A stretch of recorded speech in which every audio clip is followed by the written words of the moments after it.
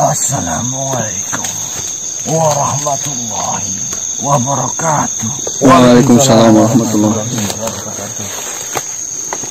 Mohon ampun Tuan, saya datang dan menghadap kepada Tuan dan kawan-kawan Tuan. Perkenalkan, saya bertempat tinggal di daerah selatan sana, Tuan. Ada apa? Mohon maaf, bisa diulangi namanya? Mohon ampun, saya Abu Yakub Al-Ajrok. Tuan bisa memanggil saya Ajrok atau Abu. Ampun, jangan ampun. Perkenalkan Tuan, saya datang ke sini bersama teman-teman saya di belakang sana. Saya akan memberikan informasi bila Tuan berkenan mendekatkan saya. Oh, silakan. Saya malah justru ingin belajar denganmu, Abu. Baiklah Tuan, saya akan berkata. Tuan, saat ini, apakah benar Tuan sedang menghadapi masalah dengan saudara sendiri? Sahroni maksudmu? Mungkin seperti itu Tuan. Yang Tuan hadapi ini masalah yang tidak sepele Tuan. Karena teman Tuan atau saudara Tuan ini, dia sudah melenceng dari ajaran Islam, melenceng dari syariat Tuan. Dia sudah benar menjalankan syariatnya, sudah benar dalam tarekatnya, sudah benar dalam hakikatnya. Tapi dia dalam hakikat ini mempunyai masalah Tuan. Dia terlalu tinggi dalam berangan-angan ketika mengerjakan sesuatu. Dia tahu hukum-hukum, wajib, sunnah, halal, dan haram dalam syariat. Dan dia tahu hukum-hukum dalam tarekat. Tapi ketika dia menginjak ke hakikat, dia malah keblinger. Mohon maaf Tuan. Maksudmu apa itu? Dia bersekutu dengan salah satu bangsa Ifrit dari Banu Amaliko yang mungkin Tuan sudah pernah dengar. Karena Banu Amaliko ini sungguh amat rakus, amat gahar, perusak, pembohong, pemfitnah.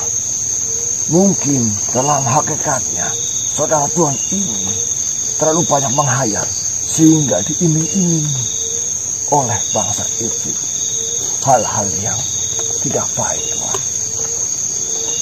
Padahal syariat itu diibaratkan seperti kapal dan tarekat diibaratkan seperti nahkoda dan hakikat diibaratkan seperti tempat yang dituju. Makanya dalam hakikat tersebut saudara Tuan ini menuju sesuatu, mendekati makrifat, tapi dia tidak mampu. Tidak mampu bersabar dalam menjalankan ilmu, tidak bersabar dalam mengerjakan amal baik.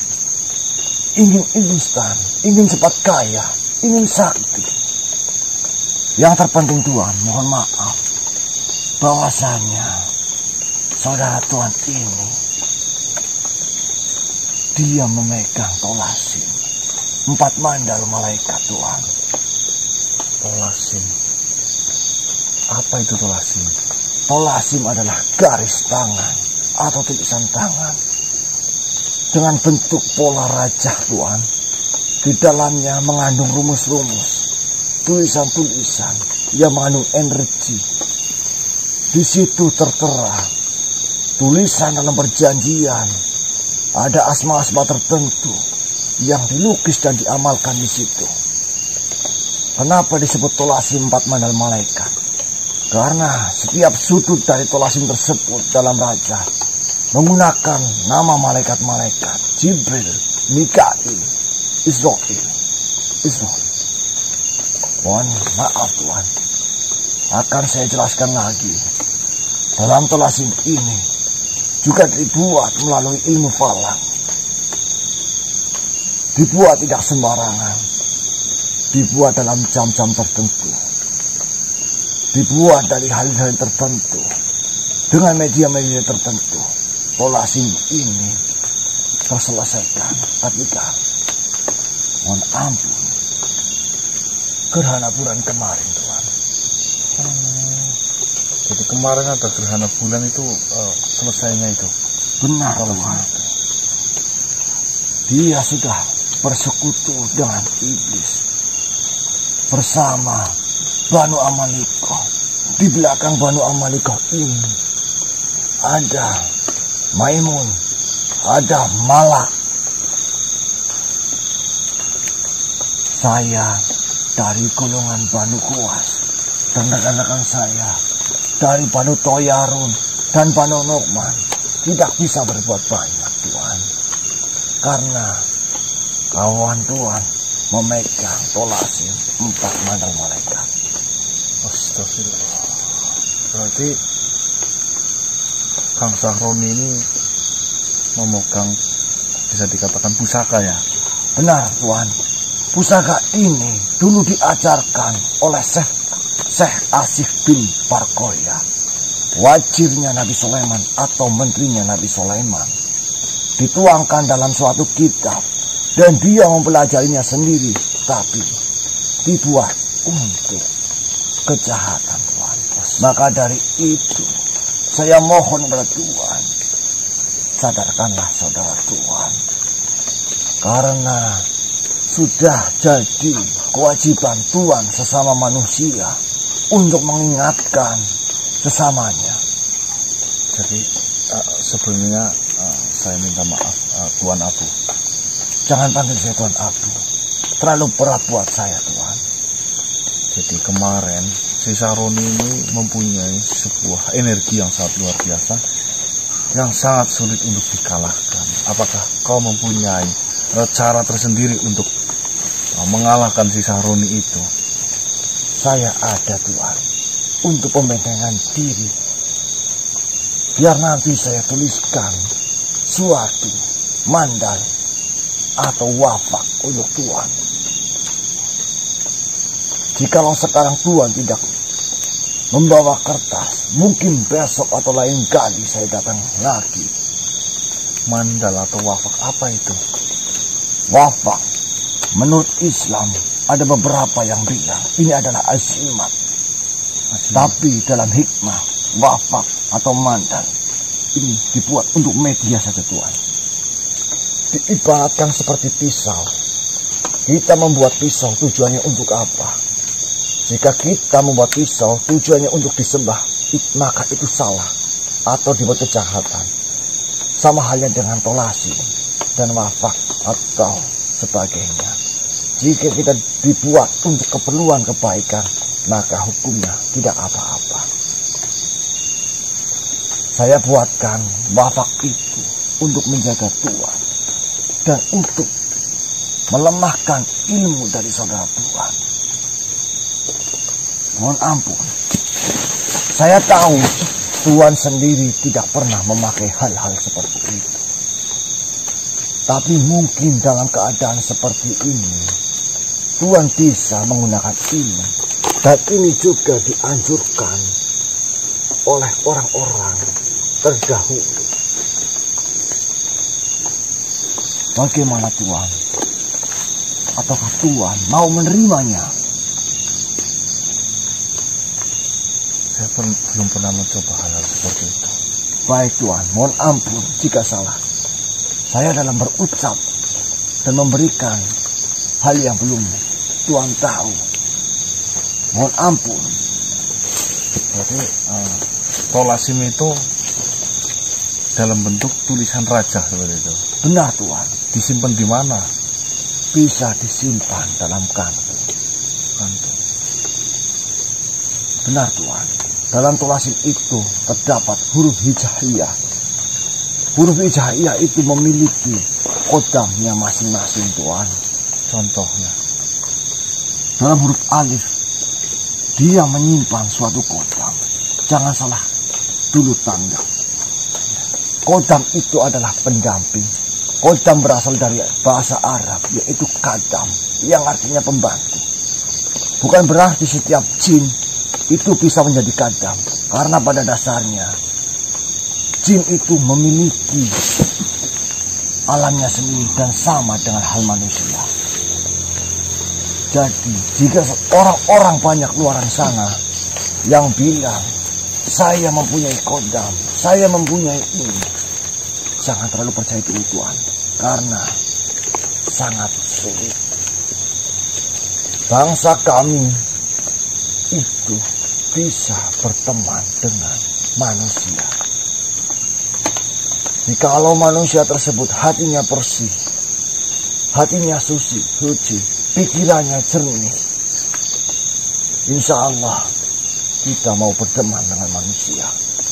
Apalagi orang tersebut suka beribadah, maka kami senantiasa ingin berteman. Tapi ada beberapa golongan dari bangsa jin yang tidak suka, Tuhan, dengan manusia-manusia yang baik. Terima kasih banyak. Jangan salah paham dulu, Tuhan. Saya hadir ke sini ikhlas. Saya ingin membantu. Tidak ada paksaan dalam diri saya.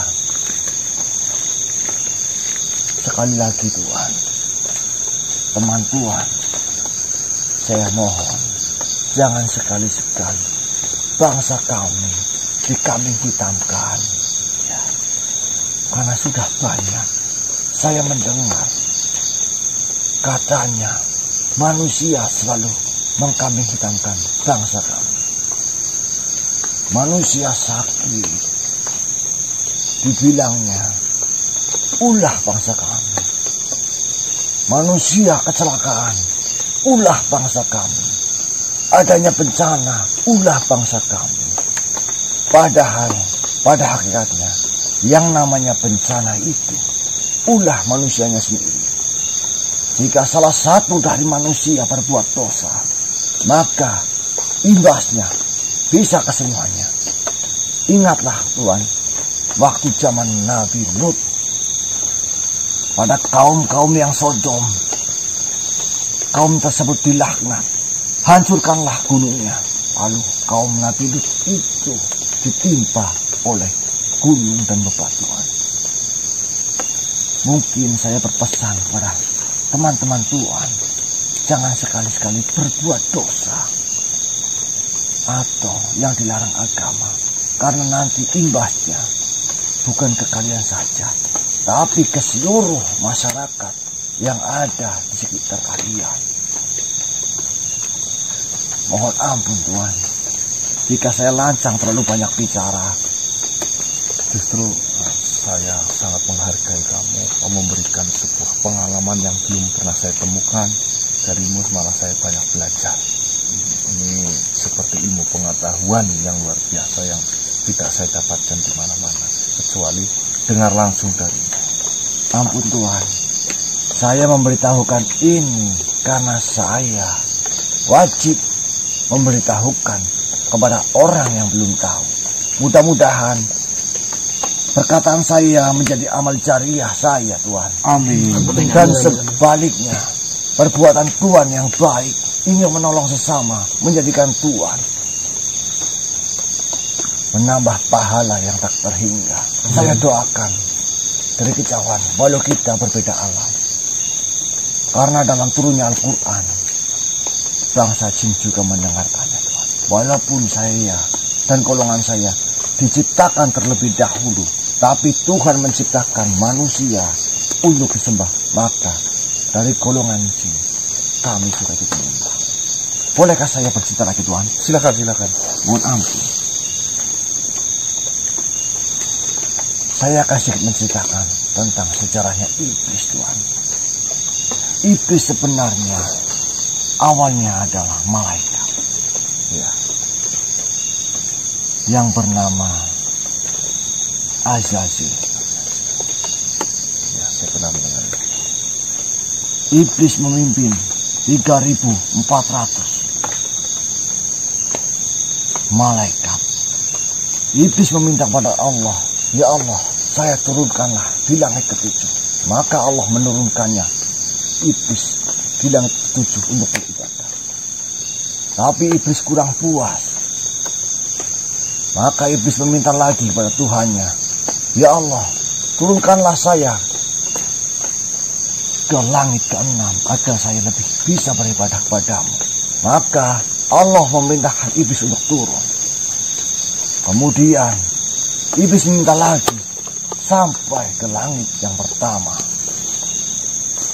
Di situ iblis tinggal di bumi. Maka iblis di situ merasa bahwasanya dia sudah benar-benar betah, benar-benar bisa menguasainya. Kemudian Allah menciptakan segolongan makhluk, yaitu Adam dan Hawa. Ketika itu malaikat disuruh untuk menyembah Siti Adam dan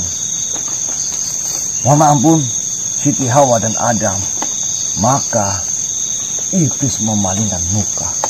Dari itu iblis menyimpan kesombongan dan iblis menghasut keduanya, sehingga Adam dan Hawa diturunkan ke bumi. Sebenarnya yang namanya iblis itu adalah sifat Tuhan. Ya, setan adalah sifat Tuhan. Jadi golongan jin ataupun manusia, kalau sudah perilakunya keluar dari ajaran Islam, maka itu bisa disebut iblis dan syaitan. Jadi sifatlah yang membuat jin atau manusia menjadi iblis. Mungkin segitu saja Tuhan. Jika Tuhan masih ada yang ingin dipertanyakan, maka saya akan menerangkannya sejelas mungkin. Saya mau menanyakan pada Nur Muhammad. Mohon ampun Tuhan. Berbicara Nur Muhammad, bahwasanya ketika Allah mengucapkan hu, maka terpancarlah Nur Muhammad. Nur Muhammad ini adalah inti dari penciptaan segala alam. Sebelum alam semesta ini, Allah sudah berbicara kepada Nur Muhammad bahwasanya kau akan menjadi inti dari alam ini. Lalu bumi diciptakan dari inti Nur Muhammad. Kemudian bulan dan seisinya juga tercipta dari Nur Muhammad. Sebelum manusia itu diciptakan, manusia di alam roh sana, manusia berjanji kepada Tuhannya, Tuhan, jika saya lahir di dunia, insya Allah saya akan beribadah. Tapi ketika roh manusia masuk ke dalam alam rahim dan lahir, manusia lupa. Maka dari itu, seorang bayi ketika lahir dunia, dia menangis karena dia lupa dengan janjinya Tuhan. Apakah Tuhan tahu? Ketika bayi di dalam kandungan, apakah bayi itu mengeluarkan kotoran atau kencing Tuhan? Mohon ampun. Ya, saya tidak tahu mengenai hal itu. Sama halnya di surga Tuhan. Walaupun makan minum, tapi di surga tidak akan pernah membuang kotoran. Itu sebagai perumpamaan saja Tuhan, agar iman kalian semakin bertambah. Nur Muhammad ini Tuhan menciptakan terpecah-pecah sangat banyak sekali. Nur Muhammad terletak di hati manusia. Maka dari itu sangat dianjurkan manusia untuk bersolawat, karena solawat itu akan menyelamatkan manusia dari siksa yang telah Allah tentukan. Mohon ampun. Bagaimana Tuhan jawaban dari saya? Luar biasa. Jika saya menerangkan Nur Muhammad lagi, mungkin waktunya terlalu lama. Karena itu nanti bersinggungan dari awal penciptaan makhluk. Nanti terkait dengan kalimat Bismillahirrahmanirrahim. Mohon ampun. mungkin lain kali saya akan terangkan ya apa itu bismillah. Dari Al-Quran dirangkum menjadi Fatihah, dari Fatihah dirangkum menjadi bismillah, dari bismillah dirangkum menjadi huruf ba. Mungkin segitu Tuhan, saya undur diri. Jika saya ada salah kata, saya dari golongan jin, dari Banu Goas, Banu Toyarun, dan Banu Nukman. Saya mohon ampun, undur diri. Assalamualaikum warahmatullahi wabarakatuh. Waalaikumsalam warahmatullahi wabarakatuh.